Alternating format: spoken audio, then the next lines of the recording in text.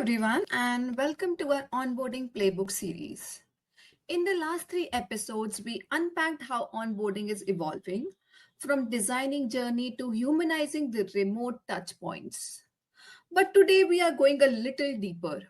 Today we are going to discuss how do you build a culture first onboarding experience when everything is mediated by tech. Because in 2025, we would all agree that the tech layer is the culture layer for all the organizations. And I'm joined by Kunal again, a voice that has helped some of the fastest scaling teams craft onboarding systems that don't just check the boxes, but also shape the belongingness. Kunal, welcome to today's episode. So, Kunal, let's be real. Most teams still treat onboarding tech as logistics, checklist, emails, and LMS. But in 2025, the tools are also the tone. How do you see the role of tech shifting in onboarding? Thanks, Prachi. I would say there are a couple of things breaking onboarding today, such as tool overload. So new hires have to juggle between 8 to 10 different platforms just to get started. Then there is compliance heavy slide tags. They feel more like legal orientation than cultural administration. Then there is no real feedback loops. New hires often can't ask questions anonymously or signal confusion in real time. So in 2025, we need to reframe how we think about tag in onboarding. It's no longer just a way to deliver content. As you mentioned, tag is your culture layer. The first five clicks a new hire makes define how they look at your values, priorities, and people. And here I will share few examples that what great looks like. So a Series B health tech startup ditched their LMS and built a culture studio, a live interactive onboarding environment on AirMeet. So instead of sending documents, they let new hires explore virtual team pods, watch async value blogs from real employees, and ask questions in real time. It made values feel lived and not just listed.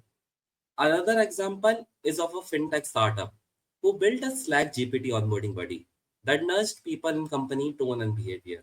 For example, hey, before your first racing stand up, here's how we usually frame updates. So here, instead of dumping tasks, it helped people pick up how works get done here, quietly reinforcing expectations and building habits right from the start. So the best onboarding teams today design systems that balance structure along with humanity. They engineer emotion and not just efficiency, and make tech feels like a bridge to belonging, not just a barrier.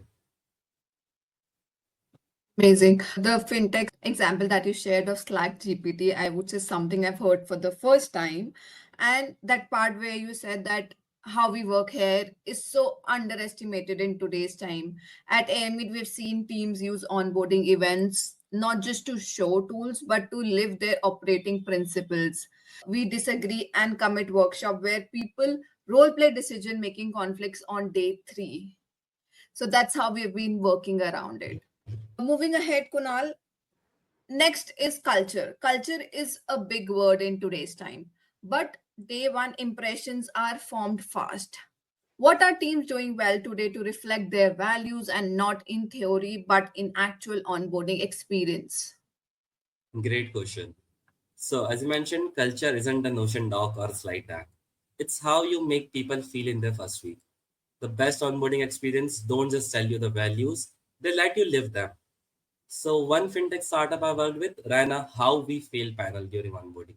Founders and managers shared real stories of things that didn't work out to normalize being vulnerable. That one session did more to build psychological safety than any other welcome note. And there was this another company startup.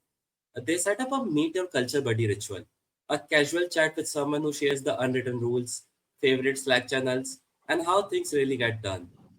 And there are some teams who also use simple tools to just as to add a voice and warmth, like anonymous Q&A boxes for honest questions, memes and GIFs in onboarding guides, or even a voice note from their CEO.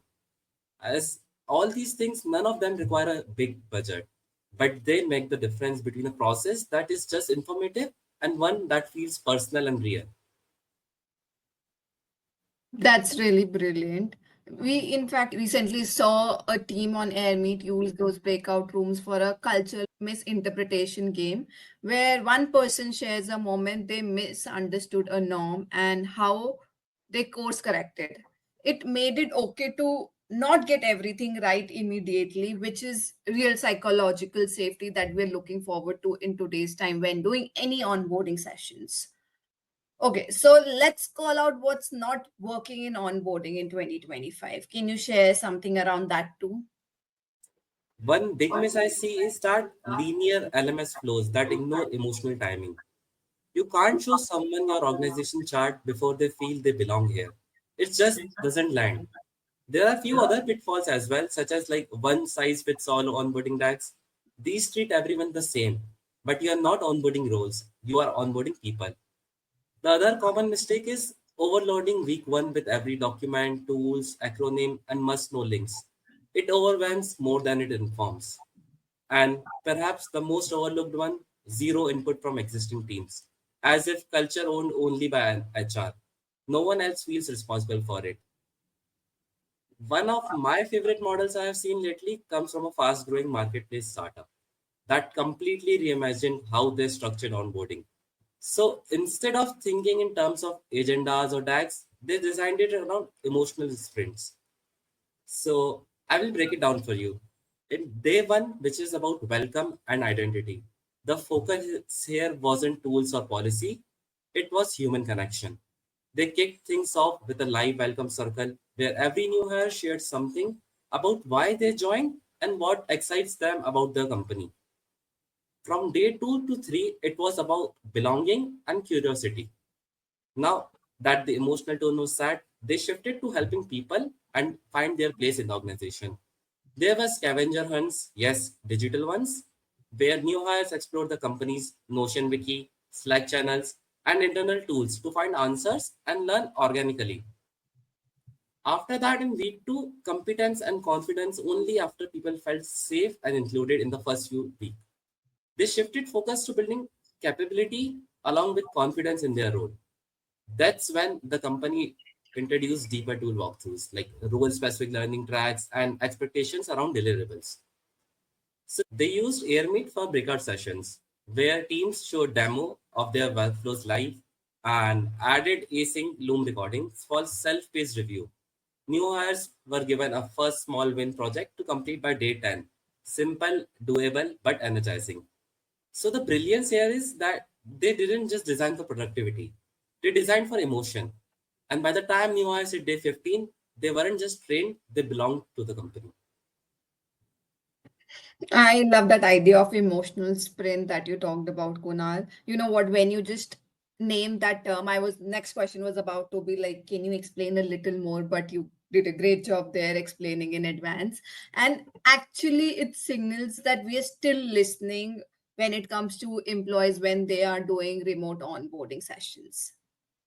Okay, so Kunal, moving ahead to next topic, which is the spaces and the rituals.